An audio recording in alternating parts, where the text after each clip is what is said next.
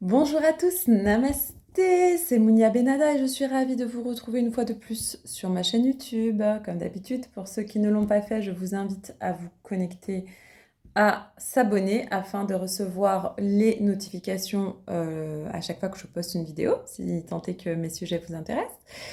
Et puis de diffuser, faire connaître plus amplement ma chaîne. Je vois que chaque jour, il y a un abonné, ou tous les 2-3 jours, il y a un abonné de plus. Eh bien, il y a 365 jours par an, imaginez dans quelques années. Je vous fais cette petite vidéo afin de vous parler du droit à l'erreur sur le chemin de l'éveil. Si vous vous souvenez, certaines de mes vidéos, je vous parle des 3 dimensions de l'être. Vous allez savoir que lorsque vous agissez, lorsque vous interagissez dans ce monde, vous n'êtes pas toujours en conscience. Il y a parfois des parts de vous inconscientes qui sont à l'œuvre et qui attirent des mauvaises expériences à vous, si je peux le dire comme ça. Quoi qu'il en soit, si vous n'attirez pas ces expériences, vous ne pouvez pas comprendre où se trouvent vos failles dans le système de votre système nerveux. Je ferai une vidéo là-dessus, je pense, sur le système nerveux. En particulier, je crois que je vous ai fait une vidéo sur... Ça commence à faire beaucoup de vidéos, donc je vous ai parlé de beaucoup de sujets. Il va falloir que je fasse le point. Mais j'ai dû vous faire une vidéo sur le système sympathique et parasympathique pour vous expliquer la différence et le rôle de la respiration dans la régulation des émotions et des traumas. Lorsque vous êtes sur le chemin de l'éveil, vous allez vivre des expériences et vous allez peu à peu comprendre que ces expériences ont un but, celle de vous montrer tous les contrastes de votre être afin de réajuster, de vous réaligner, de télécharger la bonne version de vous pour vous aligner avec votre vie terrestre. Vous devez voir les expériences comme des opportunités et non des fins, des drames, Bon, des fois c'est le cas pour certains, donc je relativise mon propos quand même, des choses qui sont importantes et douloureuses. Mais voyez plutôt les expériences de la vie, les rencontres, ce que les gens appellent les échecs, comme des opportunités de grandir. C'est Martin Luther King, le grand, qui dit soit je gagne, soit j'apprends, et je suis d'accord, soit je gagne, soit j'apprends. Et dans tous les cas, se donner le droit d'apprendre, ça permet d'expérimenter, ça permet de s'essayer, ça permet de développer sa créativité. Si vous attendez d'être sûr de quelque chose, vous ne le mettez jamais en œuvre, vous n'allez jamais vraiment savoir, vous n'aurez pas vous n'aurez pas la preuve, l'expérience que c'est bon ou c'est pas bon. Bien évidemment, si vous avez dit 10 fois le même schéma et que vous savez que c'est pas bon pour vous, n'y allez pas. C'est pas ce que je veux dire.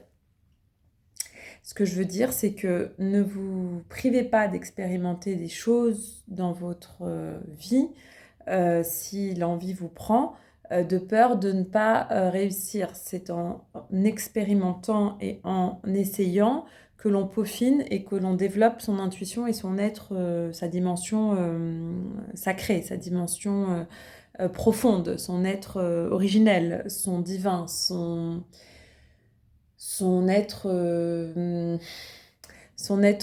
connecté à la partie la plus avancée de son évolution. Donc, dans ce chemin spirituel, n'hésitez pas à vous essayer à développer des nouvelles activités, à créer de nouvelles connexions dans votre esprit, à apprendre de nouvelles choses, à lire, à vous informer, à vous former. Ça, peu importe le sujet ou les sujets qui vous intéressent dans la vie. En tout cas, vous êtes là ici pour ça et essayez de voir l'expérience comme quelque chose d'un apprentissage et non d'une... Ne mettez pas une connotation positive ou négative aux expériences parce que sinon vous allez vous interdire d'expérimenter et peut-être vous allez même pas découvrir certaines richesses de votre être en expérimentant. Et il y a toujours dans chaque situation, comme je vous dis, à prendre avec des pincettes pour certaines personnes qui vivent des choses difficiles, très très, très douloureuses, il y a toujours du bon à prendre dans chaque expérience. Et voilà, c'est pour ça que je vous invite à vraiment changer votre angle de vue vis-à-vis de la vie, de la façon dont vous vivez la vie. Aimez vos erreurs. Moi, j'adore mes erreurs. Évidemment, comme tout le monde, j'ai des réactions humaines. Je peux avoir de la colère, ou de l'incompréhension, ou des sentiments particuliers que je dois évacuer. Mais dans tous les cas, j'adore ce que ça vient m'enseigner et ce que ça me permet de transcender, de libérer, voilà, de réaliser de moi-même.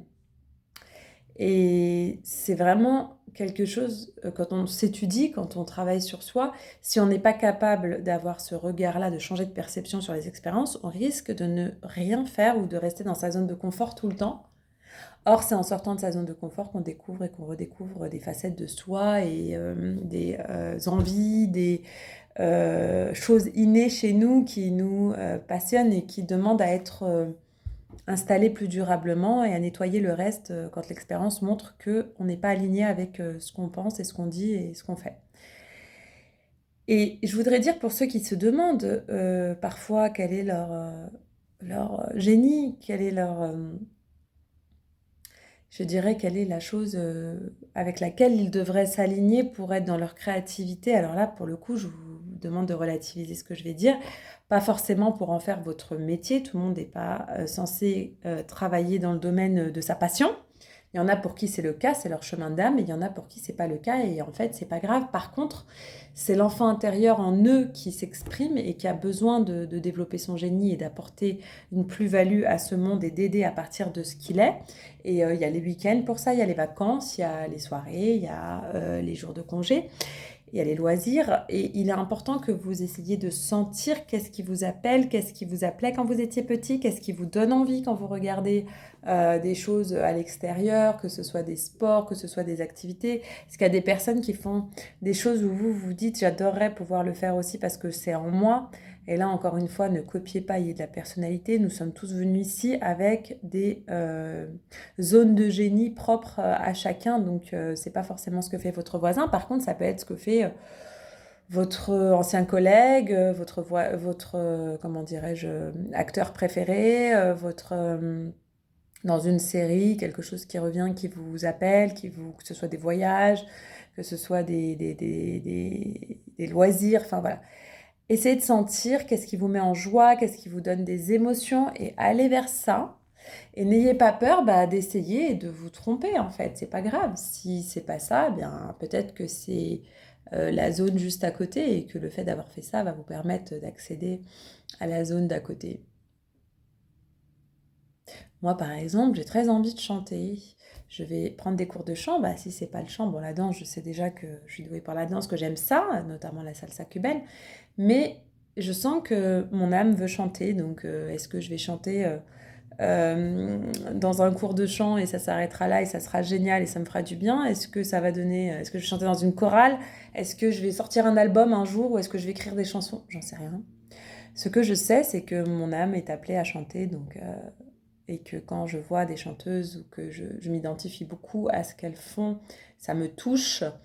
Certaines musiques me touchent profondément et je les chante. Tout à l'heure, j'étais en train de travailler dans un café d'hôtel et il y avait de la musique en fond sonore et je me suis mise à un moment donné à chanter Tracy Chapman un peu fort. Euh, et il y a des gens à côté qui m'entendaient chanter et qui étaient un peu intéressés par ma voix. Et j'ai trouvé qu'en fait, c'était tellement naturel pour moi de le faire. Je n'ai pas vu les gens qui étaient à côté de moi et eux ont dit, bah, ils m'ont applaudi à la fin en me disant bah, bravo, ça fait du bien de vous entendre chanter. Et je me suis dit, tiens, c'est vraiment quelque chose que j'ai en moi et que je fais naturellement tout le temps, sans même m'en apercevoir, même quand il y a des gens autour, il y a quelque chose à faire et à écouter de mon âme là-dessus. Donc, je vais développer ça. Pour ceux qui m'ont aussi en séance, quand j'enregistre des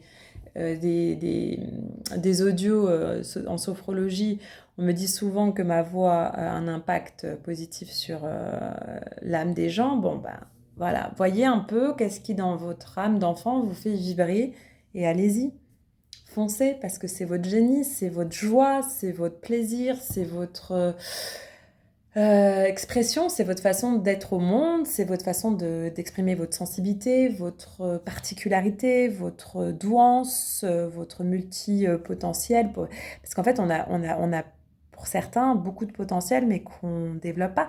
Ça ne veut pas dire que dans une vie, il faut tout développer, mais parfois, ajouter certaines choses qui font du bien vont pouvoir influer positivement sur le reste. C'est comme, je le dis souvent, un intérieur bien rangé va donner envie de prendre soin de soi. Un intérieur pas rangé va donner envie de se délaisser, donc ça coûte rien de ranger son intérieur, sauf que ça a un impact positif sur sur son esprit, sur sa motivation, sur son être, sur sa santé, sur plein de choses, donc ça vaut le coup. De la même manière, lorsque vous vous levez le matin et que vous établissez, si vous avez le temps, une to-do list ou une petite méditation de comment vous visualisez votre journée, ça vous met dans un état d'être positif pour aborder la journée, vous êtes plus léger. Ça prend quelques instants, mais ça a un impact sur toute une journée, voire toute une semaine, ça vaut le coup.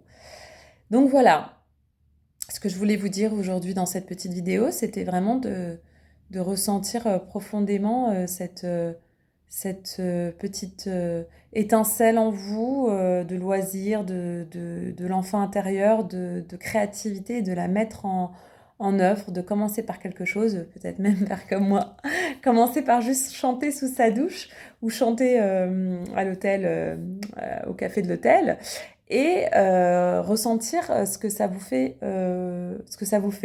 qu'est-ce qui vous fait vibrer. Suivez ce qui vous fait vibrer. Voilà, c'est ça le message sur lequel je vais m'arrêter.